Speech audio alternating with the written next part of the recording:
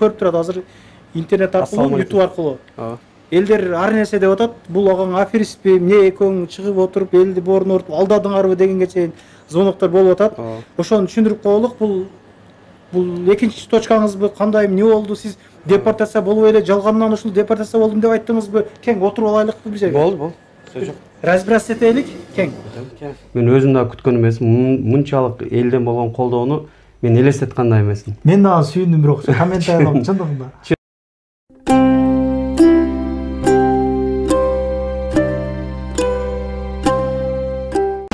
Assalamu alaikum, урматтуу Кыргызбай YouTube каналынын каталоочулары, урматтуу Москва жергесинден көрүп жаткан менин бордошторум. Саламатсыздарбы? Видеого лайк басып, группа контакттары менен максималдуу турда бөлүшө кетиңиздер. Мындан ошол 10-15 күн алдын Бек агабызды тартып чыгардык элек. Ошол Нарын плюс шаурманы ачып, анан депортация болуп калдым деп видео обращение кылып, ошол жерини сатам деп чыгарганбыз. Андан кийин ал жак жабылып кетиптир. Анан көп бир туугандар мага чалып жазып атат, ошол жанагы агаң кетпеп турго, элди алдадыңарбы, канчага сатат, эмне болду, жабылдыбы, эмне өчүрүп койбойсуң, кыскасы аябай көп сөздөр болуп кетти. Негизичи мына агабыз ошонун арасынан анан кийин жардамга тарттырганы чакырып калды, эң кызыгычы. Анан мен өзүмдөн ойлонуп калдым, азыр ошону чоо жайын билгенге келип калдык. Биз метро Бибировадабыз. Жүрүңүздөр, мына могул жерге Нарын плюс деп ачып коюптур. Кантип ачкан, агабыз элди алдадыбы, эмне болду? Азыр биргеликте суроо берип билелик. Жүрүңүздөр. Эми элдин иши ошондой экен да, бири ал десе, бири бул дейт экен. Ортодо анан эми биз маалымат жеткирүү жагынан го биздин ишибиз. Келиң. Ассаламу алейкум. Бек ага, кандайсыз? Иштериңиз жакшыбы? Тынчсызбы? Шүгүр. Иштеп атасызбы? Жакшы, келип калыңар. Ооба, бизди көп адам көрүп турат азыр интернет аркылуу, YouTube аркылуу. Элдер ар нерсе деп атат. Бул агаң аферистпи, эмне экөөң чыгып отуруп элди боорун ортуп алдадыңарбы дегенге чейин звоноктор болуп атат. Ошону түшүндүрүп коелук. Бул экинчи точкаңызбы, кандай эмне болду? Сиз депортация болуп эле жалгандан ушул депортация болдум деп айттыңызбы? Кең отуруп алайлыкпы бир жерге? Болду. Сөз жок. Разбираться этелик, кең. Силерди көрө калып элесиз, азыр мына эме даам тартып кетсин деп ооз ачарга. Эме кыл. Эме өзү негизи депортация болгон үчүн. Аны мен керек болсо бүт эме азыр телефонду алып эле силерге далилдеп берейин. Азыр видеонун эмесин көрсөтөм силерге. Соттун чечимини баягы Мосгорсудтун расмий сайтында көрсөтүлгөн. Бул жерде эч кандай эме жок. Эми эл оозунда элек жок, ар ким ар кандай эме кылат негизичи. Ошон үчүн бирөөнү сындардан мурун же бир сын таккандан мурун ошол кишилерге айтып кетер элем, орозо убагында анын үстүнө орозо эмес, кадимки эле жашоодо деле бирөөгө сын тагардан мурун бир мындай далил менен болсо жакшы болот деген ойда. Сизге деле ошол сөздөр болгондур негизи. Эмне кетпей жүрөсүң деп элечи. Мен өзүмдүн эме жеке баракчама жазгандар дагы болду. Сиз депортация болдум дедиңиз эле, 3 күн убактым калды деп айттыңыз эле, анан эмне кетпей жүрөсүз? Же сиз бул жөн эле пиар акция эле, ошентип өзүңүздүн эме шаурмаңызды реклама кылдыңызбы дегендер да болду. Чынына келгенде 29 күнү соттун чечими чыккан. Ошол күнү экөөбүз жолукканбыз. Мен анда өзүм чалганмын сага. Чалып суранган элем, келип эме тартып берип кой, ушул бизнесим жок дегенди сатып кетейин депчи. Ошол сатып кетейин деп сен тартып кеткенден кийин өтө көп, Кудайга шүгүр, өтө көп элдер кайрылды мага. Бир 200дөй эме чалуулар болду. 200дөн да ашып кетти окшойт. Көп чалууларга жооп бере албай калдым, себеби күнүгө телефон тынган жок. Анан каалоочулар да көп болду. Анын ичинде бир эже аябай кызыкты алам деп. Кызыгып, акчасын даярдап, анан баягы бизнес Ходинскийдеги точкабызды билесиң да. Ошол жерде ошол жерде каламмы, ошол жерде иштеймби деп эме кылып аткан болчу. Биз ошол жерде өткөрүп берип коюп эле кетем деп аткам мен. Бирок тилекке каршы ошол жердеги эме ижаранын берген бизге ортомчу кичине биздин эме тартиптерди өзгөртүп жиберип, анан мен аны тиге эжеге таштап кеткенден корктум чын айткандачы. Таштап кетсем эртең мен кеткенден кийин алар чыгарып салып дагы бир уят болбойн элге. Жаман бир эме болбойн деп. Эме башка ушул эмени издеп баштап, башка жаңы объект издеп баштап ушуну таптык. Ушул жерди таап, анан жанагы эжеге көрсөттүм, эже мына ушул жер. Биз анда келгенде бул жерде эчтеке жок болчу, бош болчу мындай ичи. Терезеден карап ал эже коркту чын айткандачы. Бул жер аябай эле жаман экен, ремонту жок окшойт. Анан бул жерде ремонт кыла турган жерлер бар экен деп кичине чочулады. Анан мен эжеге түшүндүрүп айттым, эже бул жер сизге азыр биринчи ушундай көрүнүп атат, жасасаңыз сонун эле жер болот, мен көзүм жетип атат. Анын үстүнө бул жерде машина койгонго орундуктар бар, месталар бар, баягы парковка бар да, мына өзүңөр деле көрүп атасыңар. Анан айттым, бул жер сонун жер болот десем, ал эже кичине баягы күмөн санап, баягы иштете аламбы жокпу деп эме болгондон эжеге айттым, эгер эме болсо, эгер көзүңүз жетпесе, анда ошол акчаңызды мага карызга берип туруңуз, мен өзүм эле иштетейин. Мен сизге акчаңызды чыгарып берем. Үстүнө кошуп да берем дедим, Кудай көрүп турат, мен айттым үстүнө кошуп берем акчаңызды. Сизди ыраазы кылам десем, эже кичине күмөн санагандай болду, анан макулдап, ошол арада эми Кудайдын эмесин карабайсыңарбы, мисалы үчүнчү. Күтүлбөгөн жерден мен ойлогон жокмун, тааныбайм, бир эже чалды дагы мага жолугалы деп. Ошол күндөрдө 2-3 күн телефон чалды. Анан ошол акыркы күнү мына объектти сүйлөшөбүз деп келишим түзгөнү барганда тиги эжени да кошуп алып барганмын. Мен мына объектти алам деп аткан эженичи. Алып бардым, алар менен кирип сүйлөштүк чыккандан кийин эме кылдык. Бирок ал эженин көзүнөн баягы биринчи келгенде иштетем деген отту көрбөдүм да. Мындай күмөн санап атса иштетип кете алабы жокпу деп. Анан бөлөм экөөбүз барып тиги эже чакыргандан барып жолуп келеличи, эже эмнени каалап атат деп. Барсак, ал эже бизге өтө биз күтүлбөгөн сунушту берди. Эми мен ишкермин. Мен ушул Москвада 97-жылдан бери иштейм. Кудайга шүгүр, иштерим жакшы. Анан мен силерди интернеттен көрүп эме кылып бооруморду дейт. Бооруморду ушунча мээнет кылып турсаңар, ушунча ишти аркалап, эми мындай акыбал болуп калыптыр, эми силер кетсеңер, муну башкага сатып кетсеңер, мээнетиңер калып кетет. Өзүңөр эле иштегиле, мен силерге акча берип турайын деди, спонсор болуп. Эже бизге акча берди. Ошол акчанын эмеси менен буюрса мынакей өзүбүз ачтык. Өз кайрадан ушул жерди ачып өзүбүз баштадык. Мен кетип атам. Мен 11-inde билетим бар. Сиз уже кетип атасыз. Мен 2 күндөн кийин учам. Кыргызстанга 2 күндөн кийин эмес, 1 күндөн кийин. Эртең 10 түнү 11-ге огон күнү биз учабыз. Келинчем экөөбүз учуп кетебиз. Эми ошол мен кеткичем ушул жерди ачып берип коеюн, бөлөм иштете берсин мындан ары деп. Ошого аракет кылып жандалбас эме болуп аткан учур болчу да. Силердин келгениңер жакшы болду. Негизи мен сени өзү чакырып бир сыйра көрсөтөйүн деп аткан элем. Эми мындай суроолор чын эле көп болду. Ар кандай элде ар кандай сөздөр боло берет экен да ошондой. Онда эмесе бул жардама мекендештерим, мен адрестерин, номерлерин жазып койдум. Мен азыр кандай келишимден айтып коем мына. Рахмат. Аллах разы болсун. Мына элдер ойлоп атат окшойт, баягы сени акча төлөп атат, сени акча берген нерседи айта бер. Мен сен акча берсе ар нерсени тартасың дейт. Могу элдерди анча комментарийде тартабыз биз дагы. Комментарийде окуп калдым ошондой эмени. Иса сен эми акча берсе мактай бересиң да, тарта бересиң, жей бересиң деп. Мына калыстык үчүн айтып коеюн. Акыркы видеомду бир тиын акча албай чыгарып бердиң. Аллах разы болсун сенен. Эгер сен ошол видеону чыгарбасаң, бул эмебиз жабылып кетиши толук ыктымал болчу да. Биз элге көпүрөбүз эми бек ага, эми Кудай кааласа. Жок, жанагы идеяларыңыз ишке ашып калса, буюрса, Кыргызстандан дагы барып тартып беребиз сизди. Кудай кааласа. Буюрса иншалла. Ошон үчүн сагадан Аллах разы болсун. Мына келдиң.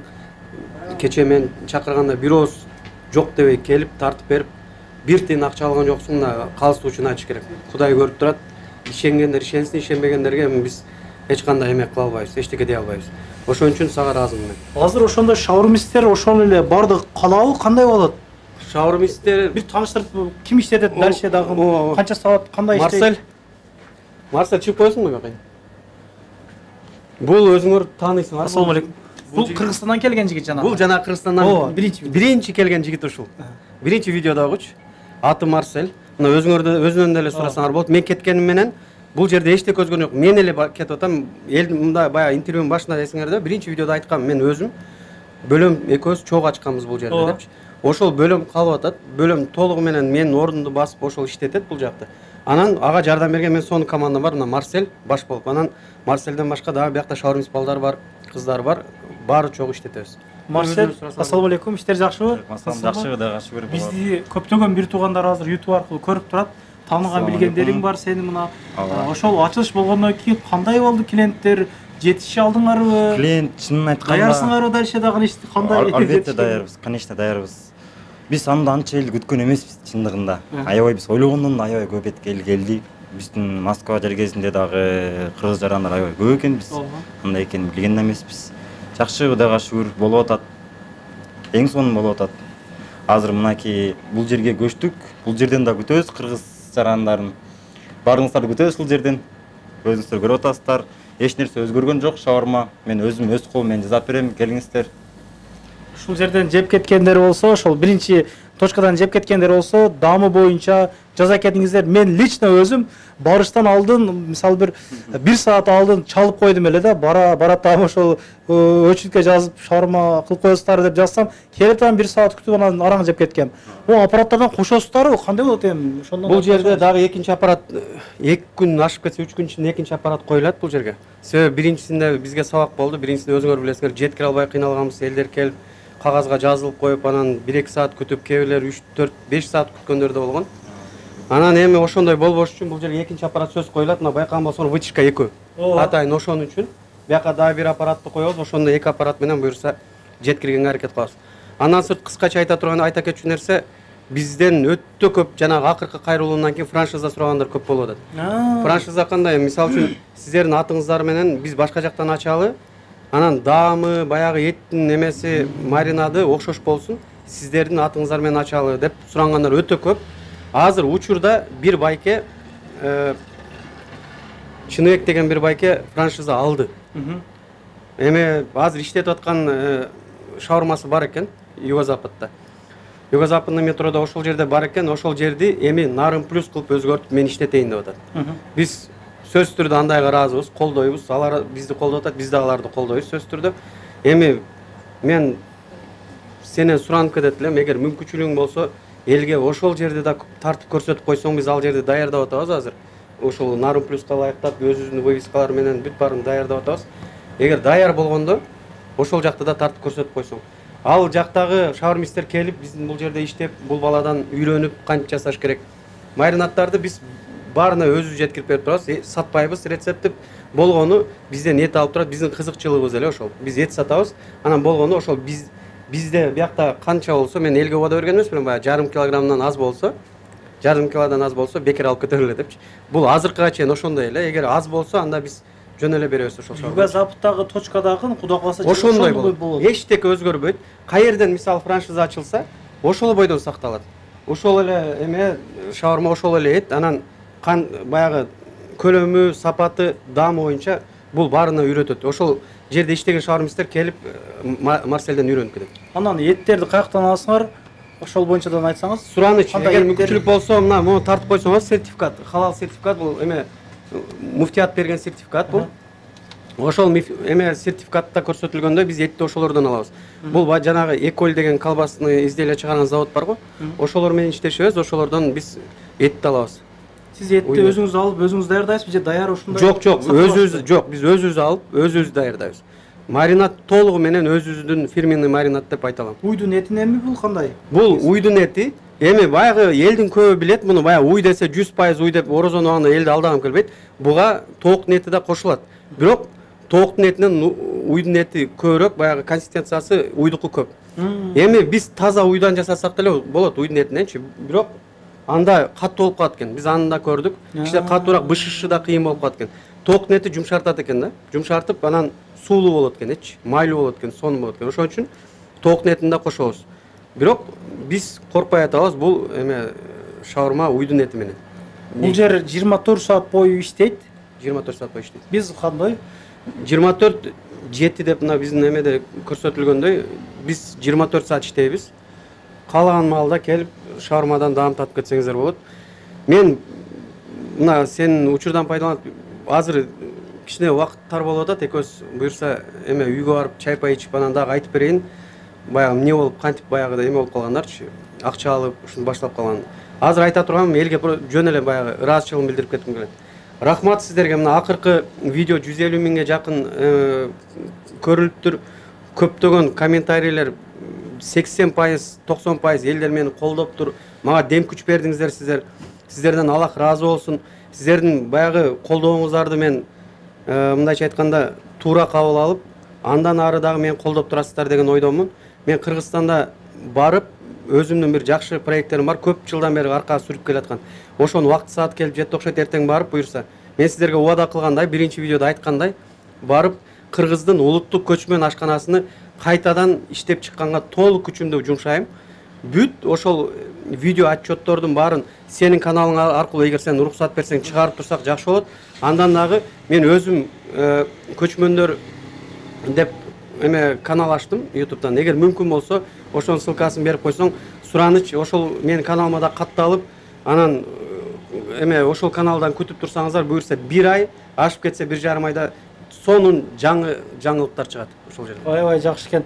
Мына Бишкектен келсеңиз, мага сөзсүз жолугуңуз деп жанагы чоң сөздөрдү сүйлөгөн агаларым мына номерлерин коюп койдум. Даярсызбы иштешкен ошондой адамдар? Сөзсүз. Акчамды берем иштеп дегендер көп экенбиз десе. Акчаны ал депчи. Мага акча эле эмес, негизичи. Мага негизинен баягы ашпоз бир туугандарыбыздын жардамы көбүрөөк керек болот. Себеби биз эртең Кыргызстанга барганда профессионалдуу көп жылдардан бери өзүнүн өмүрүн ушул ашканага арнаган кишилер бар да. Ошолор бизге кайрылсаңыздар чогуу иштешип, ошол Кыргыздын улуттук ашканасын кайрадан түптөсөк деген эле ой, негизичи. Себеби өтө өкүнүчтүү, ушунчалык биздин тарыхка бай элибиздин учурда мына ашканасы жоголуу коркунучунда турат да. Азыр эми казактар менен качанга чейин беш бармак талашып жүрөбүз. Бизден андан башка да толтура даамдуу тамактарыбыз бар. Ошолордун баарын чыгарабыз буюрса. Машалла. Шефти тааныштырып коелук. Чакырың. Фаркат. Бир мүнөткө карап коюңуз мына. Биздин шефибиз мына Москвадагылар билип алыңыздар. Ассалам алейкум. Тынсызбы, иштер жакшыбы? Чарчап иштеп атасызбы? Буюрса сиз ушул жерде болосуз. Мен ушул жерде болом. Номериңизди коюп койдук. Номер ушул 24 саат бою кызматтасыздар. 24 саат. Любое время. Эч нерсени өзгөртүп кетпегилеби? Шеф кеткен болсо. Жок, ошол стандарт боюнча. Иншалла. Ошол боюнча. Эми биз үйгө барып маектешелик, мен адрес бир катар көргөзүп коеюн, жүрүңүздөр. Сыртка чыгып эле. Бекендештер, жакшы жерге ачыптыр негизи. Парковкасы аябай кеңир экен, ону мурдагы жерде парковка проблема. Бу кой бересиздер. Мен айтты деп кой бересиздер деп коеюн. Мунун алды аркасы, жолдун наркы бети, берки бети. Анан му метро каягында, ошондон айтып коелук. Бибирова. Канчанчы выктан чыгасыз бияктан? Канчанчы выктан чыккандан кийин? 4-чү выктан чыккандан кийин эле эки остановка могу жерде турат. Пятерочканын ориентири могу жамбашы, Нарын плюс Гилтеев жазылып турат. Анда эмесе ага менен кенен маек кылалык, андыктан сиздер ага чейин группалар менен бөлүшүп, жакшы калуу тилек жазып, поддержкада бололук. Мына агабыздын бизнеси сакталып калды. Аябай көп адамдар поддержкада болуп, переживать эттиңиздер эле, мына ишке болгон, ошол өзүнүн бизнеске болгон сүйүүсү мына көзүнөн көрүнүп турат депчи. Мына биз менен болуп туруңуздар. Мынакей агабыздын үйүнө да келип, бир пияла чайын ичип, мына отуруп калдык. Негизи эле ошол видеонун башында айтылгандай, кайсыл адам эле сизге акча берип калды, негизи кантип алдыңыз? Негизи ошол видео чыкканда бардыгы сатат, анан эмнеге сатат деп поддержка бергендер аябай көп болду да. Мисалы ошо видеонун башында айттым го, Бишкекке келсеңиздер, мага байланышыңыз сөзсүз, акча бар, кандай кылсак болот деп дагы мага байланышка чыкты да, чындап эле кандай болду депчи. Кыскача айтып берсеңиз ошол боюнча. Кандай жүрөгүңүздө кандай ойлор өттү, мисалы? Мен эми учурдан пайдаланып кыргыз элиме таазим кылып өзүм ыраазычылыгымды айтып кетем. Мен өзүм да күткөн эмесмин. Мынчалык элден болгон колдоону мен элестеткандай эмесмин. Мен дагы сүйүндүм, бирок комментариялар чындыгында. Чын канчалаган элдер мен өзүмдүн жеке WhatsApp'ыма каттарды жөнөтүп атты, аудио сообщенияларды, мисалы үчүн жөнөкөй каттарды жазып колдоолорун көргөзүп атты. Жөнөкөй эле мисалы дуаларды бир апа чалып алып, өтө дуа кылып, мен ушундай бизнесим жоготуп атканына кейип ыйлап чалды. Ошол апага айтып коеюн, апа рахмат сизге. Сиздин дуаңыз мына ишке ашты окшойт. Арадан табылды. Биз күтпөгөн жерденчи. Биз өзү негизи соодалашып, бир эже менен баалашып койгонбуз. 3 күн ошол эже ала турган болуп, сүйлөшүп, ошого келаткан болчубуз. Анан арадан эле бир өзүбүздүн бир эжебиз, аябай патриот, бир ушундай баягы биздин видеону көрүп, ушундай баягыдай эме болгон экен, таасирленген экен, чалып анан өзүнүн жардамын сунуш кылды. Ушундай эме болуптур, эме баягы ушунчалык иш болуптур, ушунча мээнет кылыпсыңар, мээнетиңерге күйүп калбагыла, эми ушунча мээнет кылып коюп анан арзан сатып кетип калып, ишиңерди башка өнүктүрсө жакшы дейт. Бирок өзүңөргө буюрса жакшы болот. Келгиле, мен силерди финансылык жактан жардам берейин. Жөн эле проценти жок, же болбосо бир залог эчтекеси жок эле, жөн эле мен силерге ушул акчаны берип турайын. Таанышып эмес. Тааныбайм эженичи. Видеодон эле жөн эле өзү видеодон көрүп эле менин номеримди таап өзү байланышка чыкты. Мен ал эжени бүгүн же буга чейин көргөн эмесмин, тааныбайт болчумун да. чалып анан жолугалы деди. Жолугуп сүйлөштүк. Бөлөм экөөбүз келип сүйлөштүк. Эже айтты. Эми ушундай адамдардын баарына Кудайга шүгүр кылдым. Ушунча кыргыздардын ичинде ушундай адамдар бар экенинчи арасында. Кыргыздардын ынтымагына таң калдым да. Канча киши мени колдоп жакшы сөздөрдү айтты. Бул эже болсо сөзү менен кошо еще мага акчасын берип, мына ушуну алып иштетип, буюрса ушул акчаны көбөйтүп ал депчи. Анан көбөйтүп, буюрса бутуңа турганыңда мага кайтарып бересиң деди. Өзүңөрчө сүйлөшүп алдыңар аягында. Ооба, мен айттым, эже мынанда карыз деп эле алайын. Карызга алып эле мен сизге ушуну буюрса кайтарып берем. Деп экөөбүз эме убактысында сүйлөшүп алдык. Эже мага ишенип эчтеке сураган жок. Мына өзүңөр деле эжени көрдүңөр, негизи менден эч кандай бир документ же бир кошумча бир эме сураган жок. Мен айттым, андай болсо келиңиз эме өзүм сунуш кылдым. Эме нотариуска барып эле мен сизге ошол расписка жазып берейин, анан эмне болуп кетишин ким билет, мисалы үчүнчү. Эртең бири-бирибизге эме болуп калбайлы десем, жок, мен ишенем сага деп мага ишенич көрсөтүздү. Мен ошон үчүн аябай толкунданып турам. Себеби мынчалык мындай акчаны жөн эле бирөөгө берип коюу кыйын. Азыр бир тууганыңдан акча сурасаң оңой чыкпайт негизичи, азыркы заманда. Бирок бул эже ушунчалык мага ишенген экен, жөн эле эч кандай залогу жок, эчтекеси жок акча берди. Аллах ыраазы болсун эжеден. Орозо күнү ушунчалык мага жакшылыкка буйрсун деп ушундай жакшы ниети менен, жакшы сөздөрү менен ушул акчаны берди. Биз эми Кудайым буйрса мындан кийин, урматтуу көрүүчүлөр, улантып кетебиз. Мына азыр биздин ачылышты сиздер көрдүңүздөр уже. Мына эң аягында биз сиздерге ушул нерсени айтып, сиздерге түшүндүрүп берип атабыз. Кантип эле ушинтип өзүбүз кайра ачылып калдык депчи. Мен буйрса дагы 2-3 күн ичинде Россиядан кетем, биротоло. Эми мындан кийин шаурманы мен бир тууган бөлөм иштетет. Ошол бөлөмдүн номерини биз төмөндө калтырабыз. Бөлөм менен байланышып, франшиза боюнча канча мына ошол эме видео чыккандан кийин ондогон биздин мекендештерибиз франшиза сурап чалды. Ошол силердин Нарын плюсуңарды биз башка Москванын башка бурчтарын ачсакпы дедик эле депчи. Ошентип мага кайрылгандар, эми сиз азыр номерди калтырабыз, ошол номер боюнча байланышып, мен бөлөм менен сүйлөшүп, франшиза боюнча ачсаңыздар болот. Биз буга эки колубуз менен эме колдойбуз. Себеби бул нерсе канчалык көп таралса биз үчүн деле ошончолук жакшы, сиздер үчүн деле бул пайда алып келет деп ойлойм. Ошол Иса, силерден Аллах ыраазы болсун, чоң рахмат. Бул иштердин баарына баштан аяк силер себеп болдуңар. Сенин командаң себеп болду. Силерден Аллах ыраазы болсун. Биз чын жүрөктөн ыраазымын. Эми буйрса Кыргызстанга кетсем, мүмкүн Кыргызстанга келсеңер жолугуп турабыз, чай ичип турабыз дегендей буйрса. Сен дагы мен өзүм мүкөмдө эле көрүп калдым. Сага да Аллах ыраазы болсун, Иса. Ишиңизге ийгилик, мына эл журт бар экен, биз дагы ушундай кылып жүрөбүз да. Мына Учкунбек агабызга Алла ыраазы болсун, биздин менен атайын жүрөт. Мына мекендештер номерлерин коюп койдук. Видеодо айтылгандай доставка кылыңыздар. Буга чейин канча поддержкалар болду. Дагында болсо поддержкаңыздар керек, келип жеп туруңуздар. Ооба. Сөз келип жеп кетиңиздер. Эчтеке өзгөрбөйт. Мен бир нерсени айтып коеюн. Мен кетсем деле шаурманын даамы, сапаты, көлөмү эчтеке өзгөрбөйт. Буга чейин кандай болсо ошол ойдон сакталат. Себеби менден башка бүт команда калды. Баары иштейт буюрса, сиздердин кызматыңыздарда. Чоң рахмат сиздерге. Кыргызстандан өзгө башкача бизнестерден көрөлүк эми сизде Кудай кааласа. Буюрса, Аллах ыраазы болсун. Барсам өзүм тартып берейин андагы. Негизи чындыгында мен могу кыргыз болуп жаралып калганыма, ошол элдердин поддержкаларын мындай окуп чынында кубандым. Чынында ушундай жүрөгү таза адам экен, сизди сыпаттады, жүрөгү таза адам экен. Өзүнүн ушундай кылган бизнестен кетип атат экен. Короче, эмнеге аны күнөөлөйт, буну күнөөлөйт дачы, жаман мага чалып сурайт.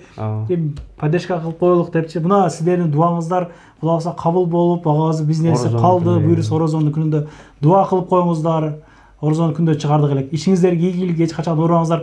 Кыргыз элим ар дайым биримдикте, ынтымактыкта, бири-бирибизди жамандап, бөлүнбөстөн бир мушундай биригип жүрө берелик. Группалар менен бөлүшүп, жакшы калып элек жазып, мына Кыргызбай YouTube каналынан каттала кетиңиздер. Ар дайым мекендештерибиздин ийгиликтерин, ошол жакшы жактарды ар дайым чагылдырып берүүгө аракет кылабыз. Канал катталып, группалар менен бөлүшүп, калып элек жазып коюңуздар. Көрүшкөнчө, ассалому алейкум. Номерлерин коюп койдум бул дейда.